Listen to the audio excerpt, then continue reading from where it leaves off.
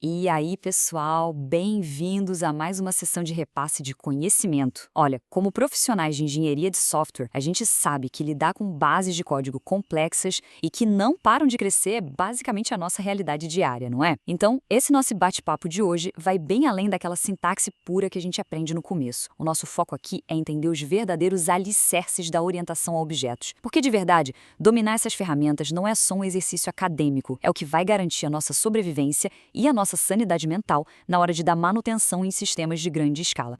Bom, a nossa agenda de hoje tem 6 pontos. Evolução não é revolução. Modelando o mundo real. Abstração focando no essencial. Reuso, o fim das cópias. Encapsulamento, a nossa caixa forte. E, por fim, sobrevivendo a códigos gigantes. Então, vamos lá. Seção 1. Evolução não é revolução. Resolvendo o problema de escala. Sabe, a orientação a objetos não surgiu do nada, tipo num passe de mágica. Olhando para essa linha do tempo, a gente percebe que a história da programação é uma busca desesperada por organização. Lá na Era 1, com a programação imperativa, as instruções eram super sequenciais. Funcionava muito bem para rotinas simples. Mas aí, os sistemas cresceram. A gente teve que pular para a Era 2, a programação estruturada usando funções para dividir o código. Só que quando o software atingiu uma escala industrial gigante, só quebrar em funções não dava mais conta do recado. Foi aí que a orientação a objetos entrou em cena na Era 3, trazendo essas entidades colaborativas com o estado e comportamento. Literalmente uma evolução fundamental para resolver o problema da escala. E isso nos leva à nossa segunda sessão, modelando o mundo real, entidades e interações. Mas o que essa mudança de paradigma entrega para a gente na prática, no nosso dia a dia? A grande sacada é que a gente para de ver o software só como uma lista de tarefas matemáticas e passa a modelar as coisas como elas interagem no mundo real. E os resultados disso são fantásticos. A gente ganha reuso de verdade, com componentes independentes. A gente alcança um baixo acoplamento, o que significa que se a gente alterar uma regra de negócio hoje, o sistema não vai quebrar inteiro num efeito dominó assustador amanhã. E claro, a manutencibilidade.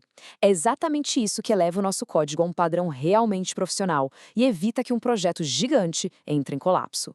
Agora, vamos dissecar como construir isso na base do código. Seção 3. Abstração. Focando no essencial. A definição formal de abstração diz que é o processo pelo qual se isolam características comuns de certos grupos de objetos, ignorando os detalhes que são irrelevantes. Trazendo isso para a nossa realidade na frente do teclado, é simplesmente parar de tratar cada objeto como se fosse um caso totalmente único no universo. A gente identifica o que eles têm em comum, cria um modelo unificado e, o mais importante, ignora toda a complexidade que não importa para aquele problema específico.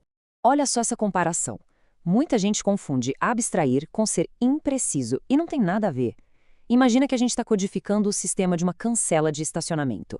Aquela silhueta super simples de um carro ali do lado esquerdo é perfeita, a gente só precisa saber que é um veículo entrando. Aquele projeto de engenharia super detalhado da direita, cheio de fiação, motor e tudo mais, é uma complexidade totalmente inútil para o nosso estacionamento. A abstração é exatamente isso, ter o foco absoluto apenas no que resolve o problema que a gente tem na mão no momento. Pensa num exemplo prático de uma fábrica de cadeiras. Ninguém senta e projeta cada cadeira do zero absoluto toda vez. A gente tem um rascunho de uma cadeira abstrata, certo? Uma base ali com encosto, assento de pernas. E a partir dessa generalização bem feita, a gente cria as especializações, uma cadeira de praia levinha ou uma poltrona de escritório chique. A nossa base de código tem que funcionar com essa mesmíssima inteligência. E quando a gente abstrai direito, o caminho fica livre para a seção 4, reuso. O fim das cópias. Pessoal, código duplicado é disparado um dos maiores pesadelos na manutenção de software. É o terreno mais fértil que existe para bugs ficarem escondidos. Pensa bem, se você tem o mesmo código copiado em 10 lugares e precisa fazer uma correção crítica, você vai ter que lembrar de alterar e testar nos 10 lugares. É totalmente insustentável. Já o reuso inteligente vira esse jogo. A gente cria componentes isolados, você arruma um bug em um único ponto e a correção reflete instantaneamente e com segurança no sistema inteiro. O famoso Ctrl+C, Ctrl+V tem que acabar de vez na nossa equipe. E para garantir que a gente não vai só ficar copiando e colando, a nossa arquitetura tem mecanismos muito claros. A herança, onde a gente reaproveita dados e lógicas de uma classe mãe, a associação, que coloca as classes para cooperarem de forma limpa, o polimorfismo, que permite comportamentos diferentes usando a mesma assinatura, e as próprias interfaces, que funcionam como contratos rígidos de comportamento. Esse é, literalmente, nosso kit de ferramentas e o checklist mental obrigatório na hora de planejar as tarefas. O que nos leva ao pilar mais defensivo de todas. Seção 5. Encapsulamento. A caixa forte. Essa imagem de um cofre forte de alta tecnologia não está aí por acaso. O encapsulamento faz exatamente isso. Ele esconde a informação. Ele cria uma barreira impenetrável que protege o estado interno do nosso componente contra qualquer modificação indevida que venha de fora. Sabe aquela lógica super complexa e bagunçada que faz a engrenagem girar? Ela fica trancada lá dentro do cofre. A gente só expõe para o resto do sistema o que é seguro e estritamente necessário. Tem um mantra que todo arquiteto carrega e que vocês precisam gravar. Mudou por dentro? Por fora? Igual. A mágica do encapsulamento é a liberdade gigantesca que ele dá pra gente. Se o código estiver bem encapsulado, a gente pode reescrever o algoritmo inteiro lá dentro, trocar o banco de dados que alimenta aquilo, otimizar a performance ao máximo e nada, absolutamente nenhum outro pedaço do software que consome esse componente vai quebrar. Para quem está de fora, a mudança é totalmente invisível. É uma arquitetura à prova de balas. No código, na prática de todo dia, a gente apoia isso em conceitos bem diretos da linguagem. A classe é o nosso molde, a própria caixa forte. O atributo é aquele estado interno sensível que precisa ficar super protegido. O método é o comportamento seguro que a gente deixa exposto. E a mensagem é a via de comunicação permitida com o ambiente externo. São ferramentas muito simples, mas que, se usadas com estratégia, formam uma defesa simplesmente intransponível. Chegando agora na nossa última sessão, sobrevivendo a códigos gigantes.